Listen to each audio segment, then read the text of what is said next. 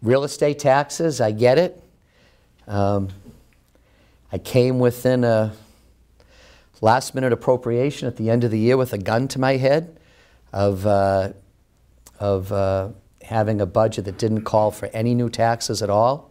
The budget I submitted in June was balanced with no new taxes. I made $3 million in cuts rather than use the 2.5% levy that's been used every year for as long as anyone can remember.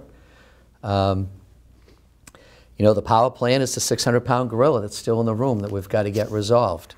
And at the end of the year, I think we're close to a settlement, but we don't have one yet.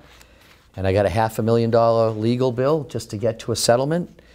And so I had to grudgingly sign off on a $500,000 appropriation that did incur, I think, a very small increase. It was it equaled 0.4%, 0.4%, as opposed to the 2.5% that it's been every year. And believe me when I tell you, I agonized for 5 days over it. I really wanted to veto it.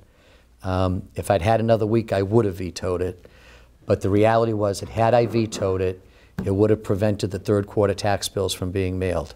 And everyone would have received a double tax bill in the fourth quarter. And I think the negative impact of that far exceeded the negative impact of a 0.4% adjustment. And I do think I do have, whether I agree completely with where we are legally on the case with the power plant right now, one of the things I figured out my first year is, and I think everyone in this room is in the exact same position, whether you're the CEO of a private company or a college or government, you have to make tough decisions that sometimes are in the best interest of the organization you may not 100% agree with philosophically yourself.